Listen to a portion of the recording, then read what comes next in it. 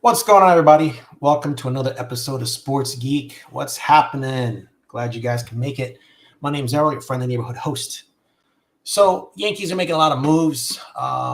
They're extending a qualifying offer to Trent Grisham, which I'm sure you all know already. This one kind of baffles me a little bit because I'm sure the Yankees have a reason for doing it. Okay, so let me stop. Let's just go to the normal reason that I can think of why you should bring them back, okay? Maybe I'm thinking they're not quite sure on Cody Bellinger. Maybe they're not quite sure on Kyle Tucker. Maybe they want to back up defensive center fielder. I know people have been saying Trent Grisham's not great defensively, how slow he was this year. Guys, he was nursing a hamstring. He was, if you look at the stats before the season started, before he got injured, he was fine. He's nursing a hamstring pull. Who's to say the Yankees didn't say to Trent Grisham, a la what they told Giancarlo Stanton, because he's, prone to pulling hamstrings a lot.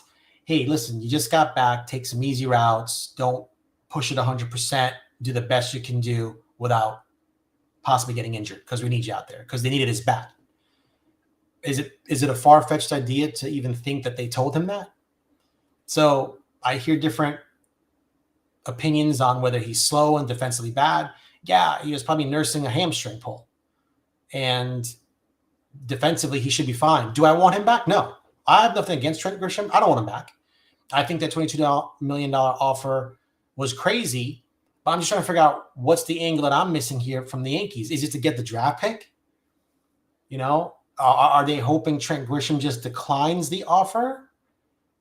And maybe Trent Grisham bets on himself and says, hey, man, I think I can get a 2-year, 3-year offer of at least $40 million over 3 years or $30+ million over 2, right? Still better than 22, correct? So you bet on yourself. And I did find out that during the strike season, the players don't get paid. So in my previous video, watch that one when I was talking about getting Kyle Tucker. If they were to sign him, they wouldn't have to pay him 1 year. Because when players go on strike, if there is a strike because of the CBA, players don't get paid. So it's money back in the Yankees' pocket, right? Especially if you negotiate the contract to where it's like maybe, $15 million this year, $15 next year. And then once some money comes off the books, you can open up the floodgates for the salaries. But that's creative finance. I'm not even going to get into that right now. But I can't imagine it's for the draft pick. So there's something going on that we're missing here, because the Yankees need a draft pick at $22 million. They paid $5 million signing bonus to get Jason Dominguez, $5 million plus. To get Jason Dominguez, what is a 3rd or 4th round draft pick going to yield you? I'm not saying that you can't find a diamond in the rough in the 3rd or 4th round, but kind of weird move. So I don't understand that. I was watching Talking Yanks the other day, and Aaron Boone was on. And this is going into the next segment with the Yankees, since I don't understand a lot of what they say and tell and speak of on interviews, but I'm trying to figure it out as best as I can. Aaron Boone was saying that they are the most analytical team possibly in the MLB. And a lot of moves that they make are based on gut moves. Now, this was quantified by Cashman saying in his presser when he had an interview after the divisional loss, and when they I think he called Derek Jeter and A-Rod to say, where do you get the information from? Saying that, hey, somebody else is pulling the moves and making Aaron Boone do whatever they want him to do. And Derek Jeter, when Cashman called him, said, Cashman said, hey, where are you getting this information from? We don't tell him to do what. He goes, I feel bad for Boone, and I'm sticking up for Boone because I don't know, right? So with that being said, so now here's Cashman saying that he doesn't, force Aaron Boone to make lineups and force Aaron Boone to make calls, and they're not heavily analytic, which is backed up 2 years ago at the winter meeting when Cashman said, we, the Yankees, are possibly one of the least analytical organizations in all of MLB. That's two people saying they're the least analytical in all of Major League Baseball. So my question is, right, if Aaron Boone really is in charge and he's making all the moves for the team with the lineups and the rosters and this and that, well, not the roster, that's the GM, then how bad of a manager is he?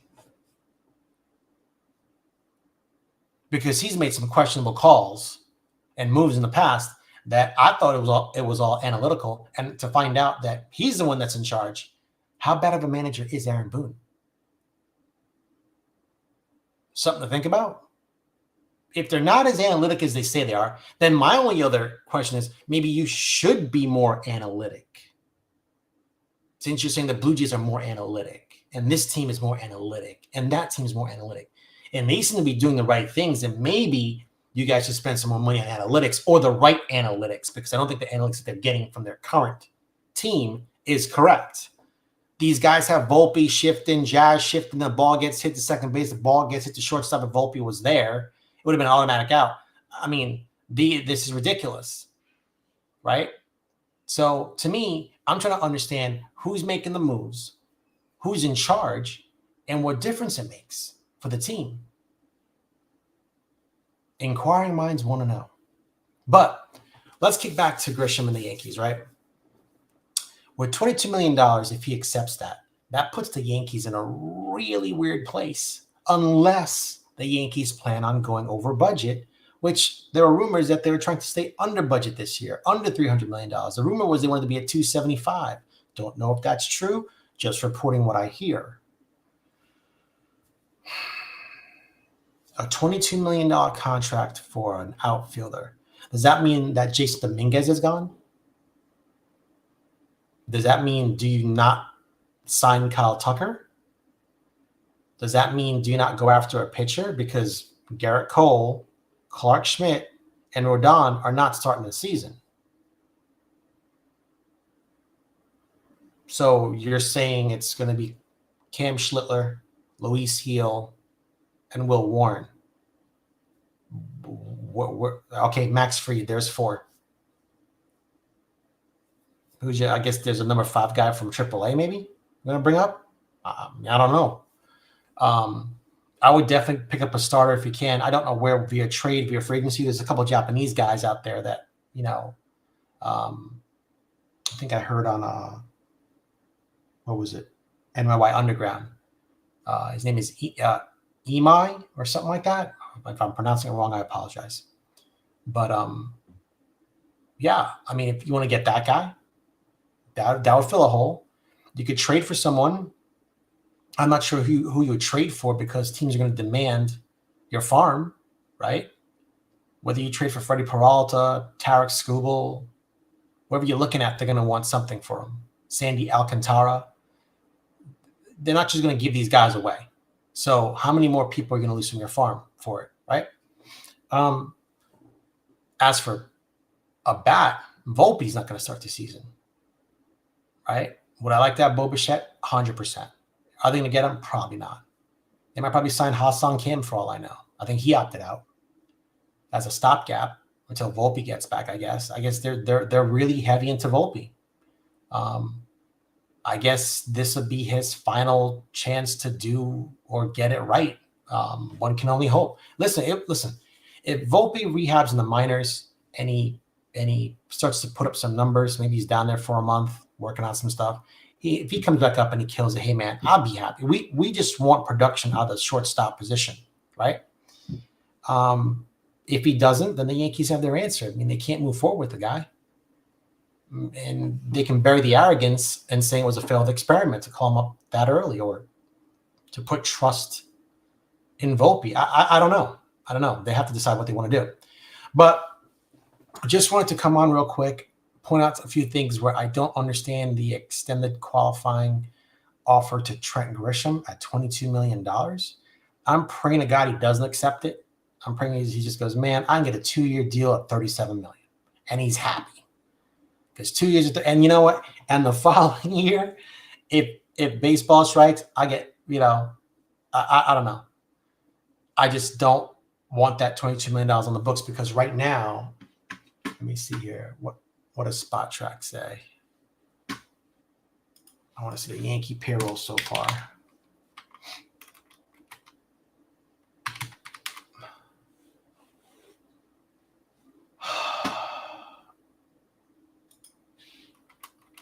Whoops. Sorry, guys. I'm having a fit here. SPOTR MLB. There we go. So Spot Track is saying Yankees. Man, my internet is slow. Should have this pulled up. My bad. Yeah, it is slow. It's not coming up. I just want to see what their payroll is for this year. So can't get the answer. I think it's a 267 so far. I think with the tax, it's not coming up. I'll have that more information for you on the next show that we do. But just an FYI, MVP. We'll find out who the MVP is of the league on November 13th. So we'll see if it's Judge or Cal Raleigh. I know Jose Ramirez is also involved in that. I don't think he has got a shot. I do like Jose Ramirez, but I think he's a Judge or Raleigh. I would love for Judge to win it. We'll see how it goes. We'll see how it goes. Anyway, guys, just want to come on real quick, talk about the Trent Grisham offer. Don't really understand the move. Maybe somebody can help explain to me. I have nothing against Trent Grisham. I just think $22 million is excessive unless you plan on trading some people. Unless some teams said, hey, we want this, but can you do that? And the Yankees say, okay, well, let me do this first, and then we can talk about that. And we just can't see it. So anyway, that's all I got for you. Salary's not coming up. Not going to waste your time right now. Remember to like, subscribe, share, and comment. Much appreciated. Let me know if you want to talk about stuff in the comments below, what you're interested in. I can do some research, get that information for you. But most and foremost, go Yanks. Guys, thanks for listening. Love you guys. See you soon. Peace.